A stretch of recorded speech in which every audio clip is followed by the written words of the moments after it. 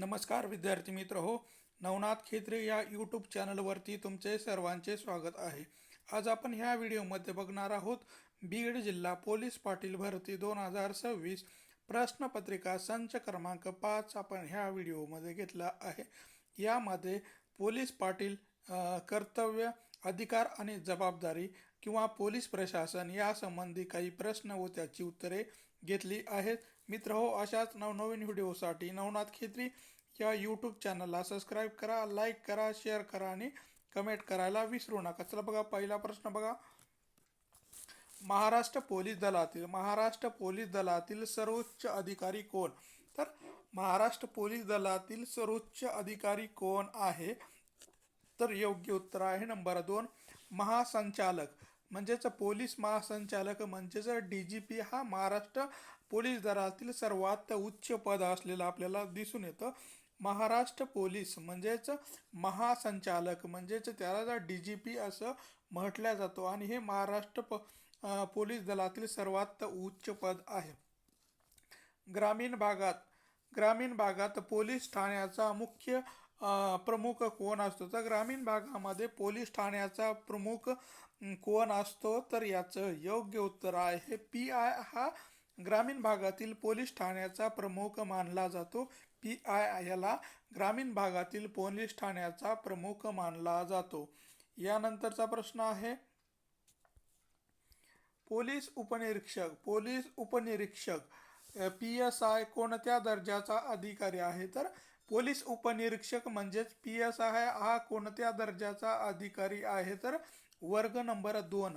तर वर्ग नंबर 2 या दर्जाचा अधिकारी हा PSI असतो, त्यालाच आपण उपनिरीक्षक म्हटल्या जातो आणि हा वर्ग नंबर 2 या पदावरचा अधिकारी आहे. त्यानंतर आहे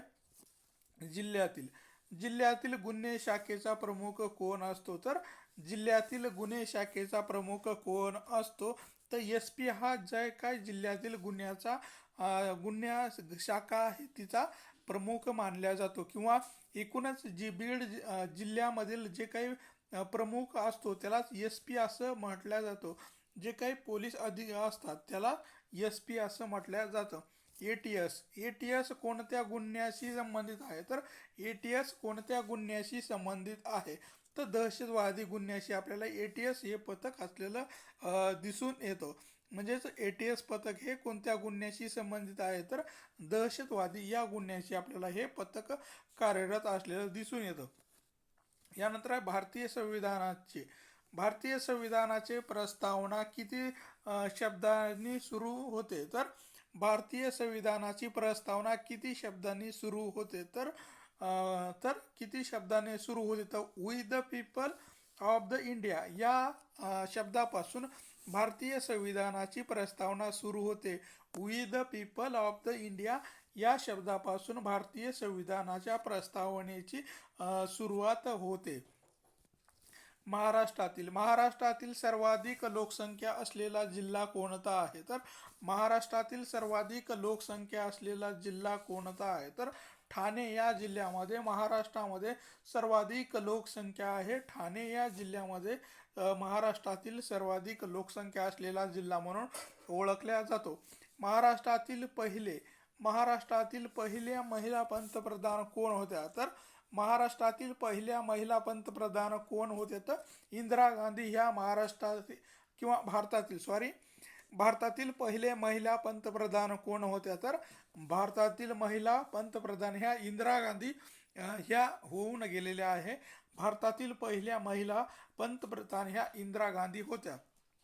भारताचा राष्ट्रीय ध्वज कोणत्या इंग्रजांनी बनवला आहे? तर भारतीय राष्ट्रीय ध्वज कोणत्या रंगाने बनलेला आहे? तर भारतीय राष्ट्रीय ध्वज हा कोणत्या रंगाने बनलेला आहे? तर सर्वात वरच्या बाजूला केसरी, मध्ये पांढरा आणि खालच्या कडेला हिरवा अशा या 3 रंगांनी भारतीय ध्वज बनलेला आहे. तर सगळ्यात वरती केसरी, पांढरा आणि हिरवा या 3 रंगांनी मिळून भारतीय ध्वज तयार केलेला आहे. त्यानंतर आहे भारताचा राष्ट्रीय खेळ पारंपरिक कोणता मानला जातो? तर भारताचा राष्ट्रीय खेळ पारंपरिक कोणता मानला जातो? तर भारताचा राष्ट्रीय खेळ हा हॉकी आहे. तर भारताचा राष्ट्रीय खेळ कोणता आहे? तर हॉकी हा भारताचा राष्ट्रीय खेळ आहे. त्यानंतर भारताचा भारताचा आदित्य यल 1 मोहीम कोणाशी संबंधित आहे? तर भारताचा आदित्य यल 1 मोहीम कोणाशी संबंधित आहे? तर याचं योग्य उत्तर आहे आपल्याला ही सूर्याशी संबंधित असलेली दिसून येतो. भारताचा आदित्य यल 1 हे कशाशी संबंधित आहे? तर सूर्याशी संबंधित आहे. वन नेशन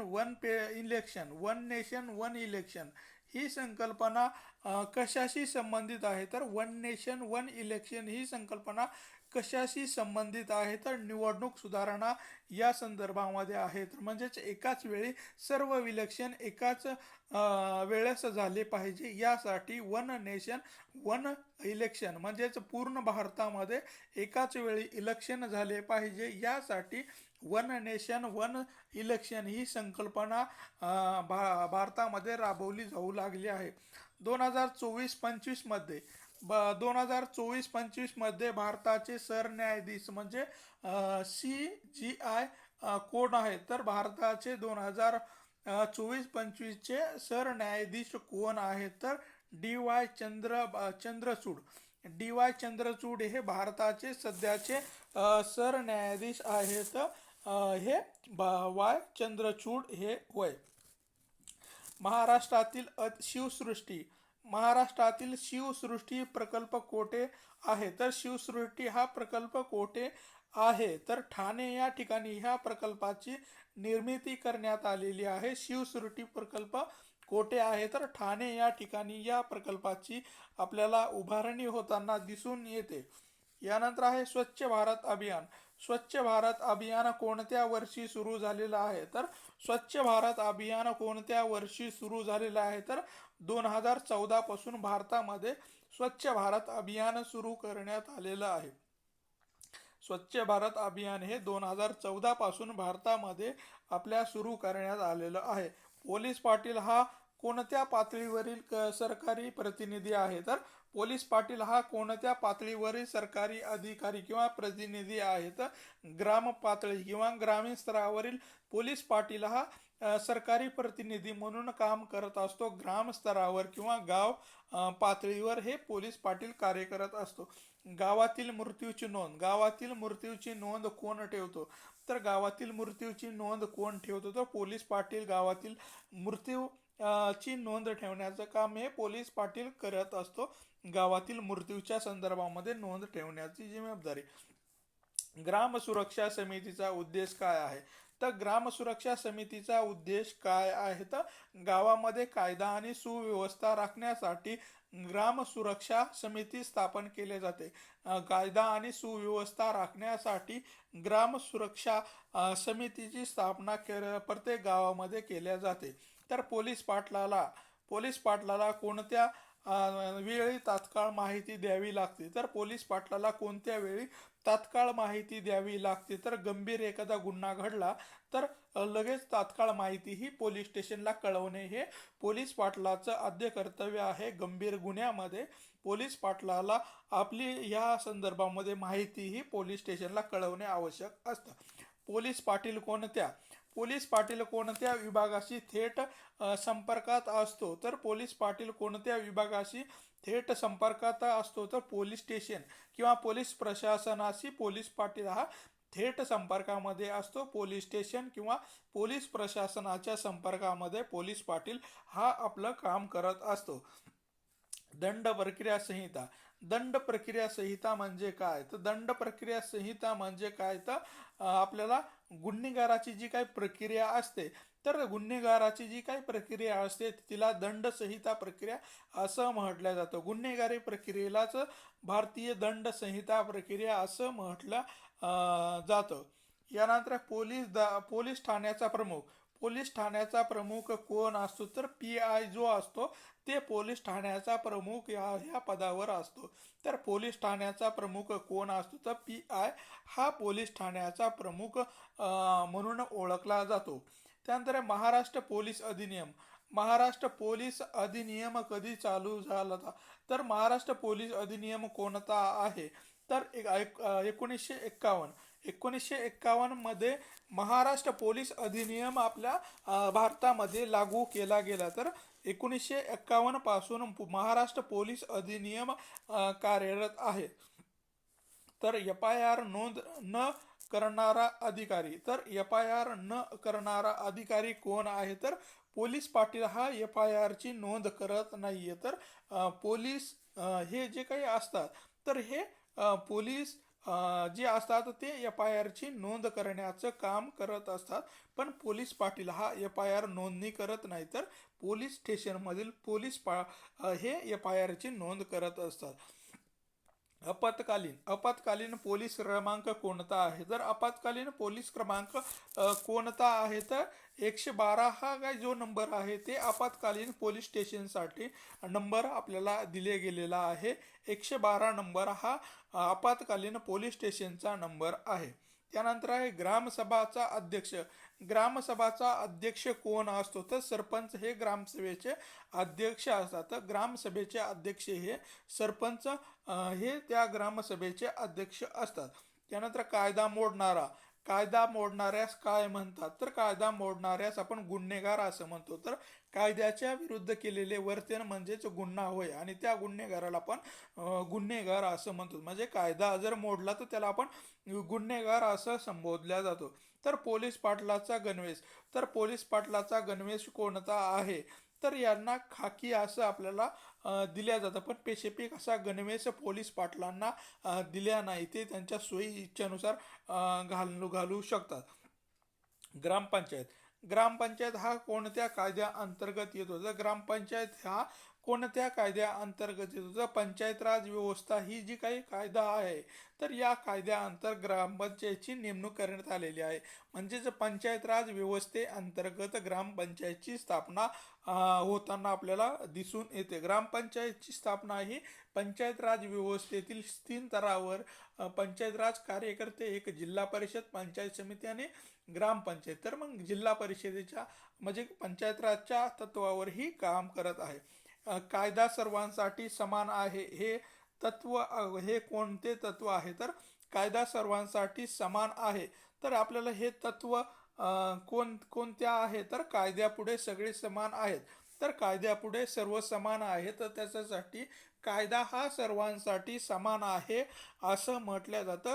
कायद्यापुढे सर्व व्यक्ती समान आहेत. तो मग श्रीमंत असो, गरीब असो किंवा उच्च नीच असो, या सर्वांसाठी समान कायदा हा भारतामध्ये लागू केलेला आहे. यानंतर राज्यातील पोलीस प्रशासन कोणाच्या अधिक अखत्यारीत येते? तर राज्यातील पोलीस प्रशासन कोणाच्या अखत्यारीत येते? तर गृह मंत्रालयाच्या अंतर्गत हे पोलीस आपलं प्रशासन जे आहे ते गृह मंत्रालयाच्या अंतर्गत काम करत असतो. गृह मंत्रालयाच्या अंतर्गत हे पोलीस प्रशासन काम करत असतो. यानंतर आहे पोलीस पाटलाची नियुक्तीची कागदपत्रे कोण सांभाळतो? तर पोलीस पाटील नियुक्तीची कागदपत्रे कोण सांभाळतो? तर ते आपण तहसील कार्यालय जे असतं ते पोलीस पाटील यांच्या नियुक्तीची कागदपत्रे सांभाळण्याची जिम्मेदारी ही तहसील कार्यालय यांची असते. यानंतर आहे गावातील शांतता भंग झाल्यास प्रथम माहिती कोण देतो? तर गावातील शांतता भंग झाल्यास प्रथम माहिती कोण देतो असतो?